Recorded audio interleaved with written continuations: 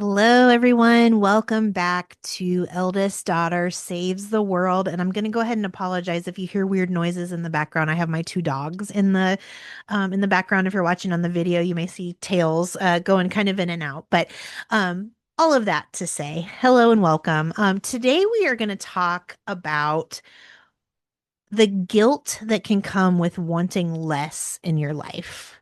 So, this is something that has a lot of roots in our upbringing. It has a lot of roots in our culture. It has a lot of roots in capitalism, all of those things. And so, I really want you to be honest with yourself as we go through this talk today.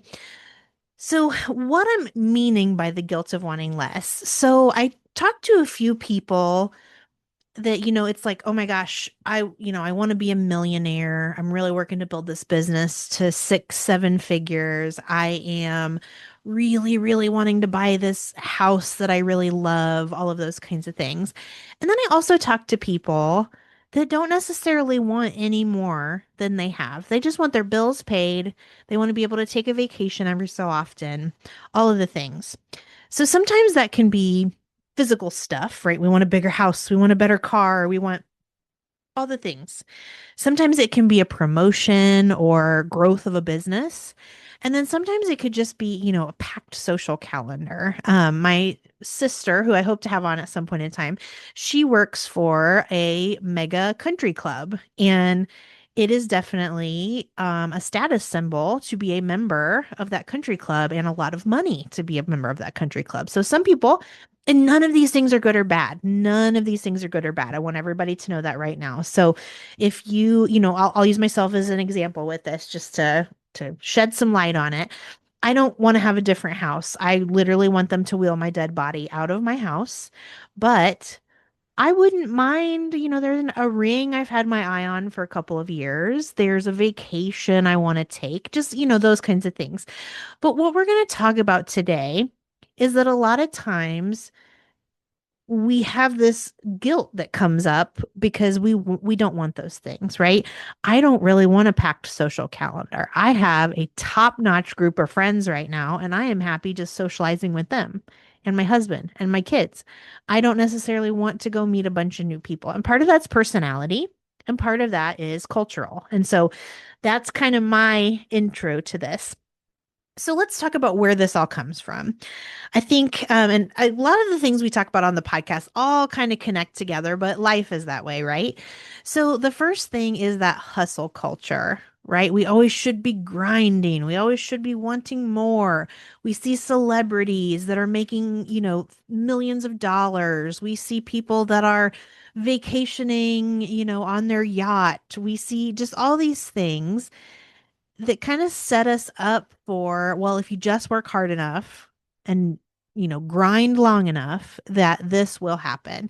And hustle culture, I have come to realize, is not something I want to exist in. And I did for a long, long time, and I just have no interest in doing that anymore. And so that's a cultural message that a lot of us get, that this is something you should want. You should want more. It's the American dream if you're listening in the United States, right? We hear that a lot. Kind of along with that, we see a lot of things on social media. So, oh my gosh, they did X, Y, and Z for their kids' Christmas, and all I did was put up a tree and give them some gifts. It's okay. It's okay if you don't want to be the mom that, creates every little homemade thing. And it's okay if you do, right? But that's the comparison that we see. Sometimes this comes from our family expectations. And this can be, a lot of parents don't do it on purpose, right? We always say we want our kids to be better than we were. And so when they're working, that's what they really want for you, is they want you to have more than they had.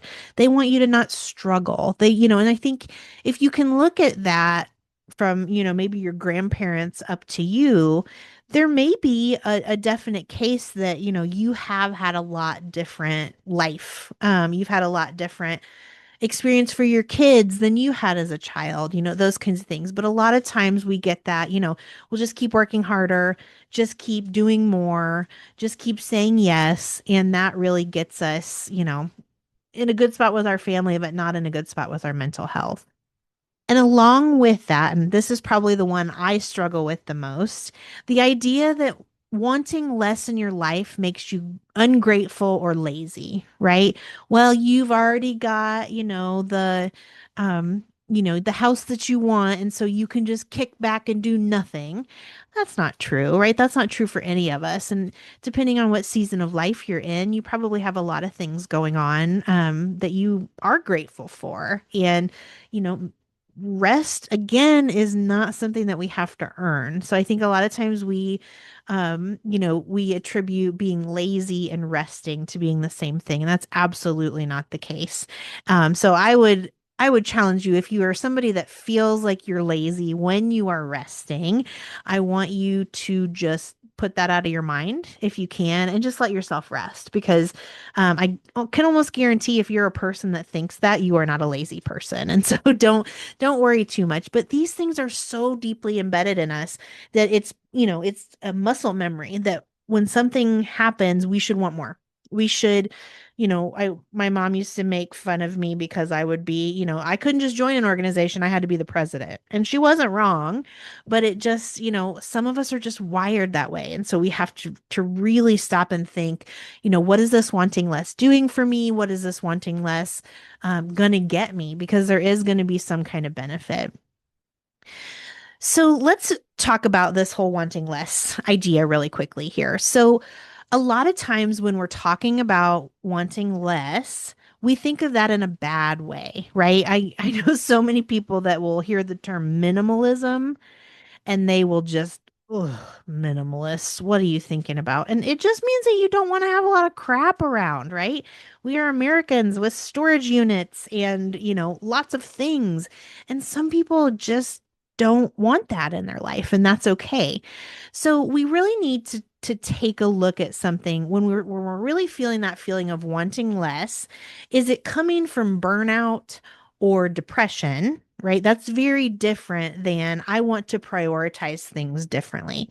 There's a very different let me give you an example of this. There's a very different way of looking at I want to spend more time with my children versus I hate this job and I want to quit, right? One is burnout, probably some depression. One is just I just want to prioritize my kids over things. And so there's a lot of different ways, and you can probably Google a million different ways to kind of go about this. But there's some things that you can do like living intentionally, right? My husband and I were talking about, I saw this story about this family that decided they weren't going to buy anything that wasn't essential for a month. And they ended up going a year. And they went so far as like, the daughter said to the mom, Mom, do you really need paper towels? Like, my theory. If you want the damn paper towels, buy the damn paper towels, right? If I want to have a Diet Coke every day, I'm going to have a Diet Coke every day. But do I need to go to TJ Maxx and buy every candle on the shelf when I already have a cabinet full of candles?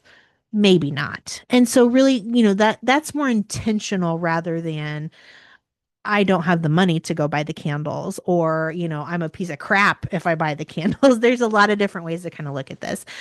So a lot of times what we want to do with wanting less is we just want to subtract, right? Subtraction is math. Numbers are not good, numbers are not bad, it's just what it is. Whereas the other can feel like deprivation, where I am intentionally, leaving myself out of this. And this, a lot of people run into this if they're trying to follow a certain food plan or anything like that. They really probably should just cut out sugar, but at the same time, they deprive themselves of other things too. And so, kind of looking at it, how are we going to frame this wanting less? Is it a true want, or is it I'm a victim of my circumstance and my mental health is suffering? And so that's what we kind of have to look at with this guilt. And that again is that root of guilt is so deep into us, probably decoded before you even knew you could talk. And so just really giving yourself permission and a little bit of grace as you're figuring this out. So I think as we're getting into this, one of the things that we always, and I use the greater we all sometimes feel like we need permission to want this thing, right? We need to get with our partner. We need to get with our parents. we need to, make sure that we're okay to do this, right? This is different than everybody. Is this going to be okay? And we really need to take that internally, right? You are the person that you need to take care of the most. So, I'll use again, myself as an example. I don't want to do that, but I also don't want to share the story I'm not supposed to share. But so I have a dad that loves to collect things. He has a lot of tools. He tells me all the time, I'm going to have the most toys when I die. I take a little more millennial approach to that of if I'm not using it, why would I keep it? Right. And so there's a lot of times an intrinsic difference, right? So I have this barn on my property. If you follow me on social media, you probably see me cleaning out the barn. And I gave my dad 20 years to get that barn cleaned out, and he has not. So I finally said, okay. But I still worried about disappointing him. I still worried that I was doing something wrong, right? And I just had to plow through those feelings. And everything I've talked to him about, he's been fine with, right? There's been no issue. So a lot of times, this, is something that we build up in our mind to be something that it's not. And so if you are wanting less, like just, dip your toe in it a little bit. And I do also want to take a moment and acknowledge that sometimes our wanting less is a privilege, right? I'm privileged to be able to have a house that I have so much crap in that I have to clean the closets out when some people don't have a safe place to live. And I don't tell you that to make you feel guilty by any stretch. But sometimes things we see as, hey, I would really like to opt out of this, like people don't have the option to opt out. And so that I think is sometimes where we can bring in that gratitude of, my gosh, this is so great that I'm able to donate these clothes that I purchased, or, I am able to, take extra food out of my pantry or whatever it is, right? And that's again a cultural thing that, oh my gosh, I should feel guilty taking all these things when I purchase them. And I think I want to touch on this for a second too. A lot of us in the pursuit of wanting less, we may have something that we purchased that we don't part with because we purchased it. Now, hopefully that makes sense to you, but you think to yourself, well, I did buy that. I should probably keep that thing. Well, I read something a long time ago that said that money is spent, right? Money is an exchange of energy back and forth that has already left you. So you don't have to have an attachment to that thing anymore. That money is gone. Bless it, thank it, and move on with life, right? I know the Marie Kondo thing was really popular a few years ago of does this spark joy, right? But there's a way to do that without, you know, making yourself feel guilty for getting rid of things. And so that's what I want you to focus on. Two is giving yourself that permission to give yourself less. So let's talk just a little bit about, once you've decided, okay, I want a little bit less in one area of my life, the guilt just goes away, right? You've made a decision. It's fine. Sorry. It's going to be an ongoing negotiation. Some days you're going to wake up and say, oh my gosh, I'm so happy to just go into my job, and oh my gosh, I'm so glad I'm not the boss, right? Have you ever had that where you maybe went for something and you didn't get it, and then afterwards you're like, holy crap, I'm so glad that didn't happen, right? So you're going to have that ongoing negotiation of, okay, well, should I go for this new job? Should I ask for a raise? Should I try to make my business a little bit bigger? Whatever that is, you're still going to have that guilt. So kind of sticking with your guns, and I say sticking with your guns, but you know what? It may be a reevaluation of where you are. Maybe you're in a completely different space than you were when you first made that decision to let that thing go.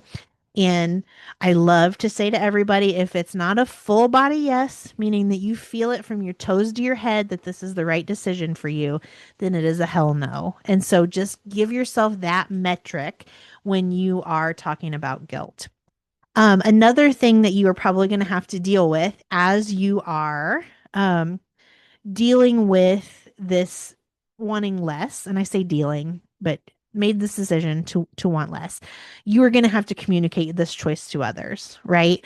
I'll use an example of my mom was bringing me a rocking chair that I really didn't want, and it was my grandmother's, and I really didn't want it. And again, in my not so great moments, I was a little flustered and I said, I don't love my grandma any less because I don't want her rocking chair. Right? The sentiment is the same. Should I have said it like that? Probably not. But at least you get the idea. Like I had to communicate to her, this is a choice that I do not want all this extra furniture in my home. And so, you're going to have to do that in various ways with different people in your life. And depending on your relationship with them is what that's going to look like, right? Your people that you live with, it's probably going to be a lot more in-depth discussion than a friend you see once a year. And so just kind of making sure that you are sticking to what feels good for you in that. It's also important sometimes to find a community of people, that have that same thing that are like, yeah, I don't keep that. Well, I don't know why you would. And so just, having that support of some, if everybody in your life is a collector, find a friend that's not so that you can bounce ideas so that you can feel like you're not just swimming in a sea of crazy, right? And you're going to have those moments of doubt. So just remembering why you wanted that list to start with. Does it give you time freedom? Does it give you space freedom? Does it give you money freedom? Whatever the thing is, just keeping that in mind as you deal with those moments of doubt. All right. So I've been yammering about this. This is such a personal decision of wanting less. Again, if you don't want less, if you're just a go for it kind of person, that's okay, right? We need everybody in the world. So we need the people that can have a coffee table with nothing on it. And then we need people like me where every horizontal surface has a stack of things, right? I'm trying to get better, but it's just how I am. I have my video position. You can't see my desk, but over here is a big stack of things next to me, right? And so we have to know ourselves. We have to give ourselves self-compassion. And we just have to, when those guilty feelings come up, just stop and kind of evaluate with yourself. Is this because of the actual thing happening? Is this a cultural pressure? Is this a family pressure? Is this something else? And so, all of that I will leave you with today. Go out there, decide what you want in your life, cut what you don't, and don't feel guilty about it. I will see you all next time. Thanks for joining us.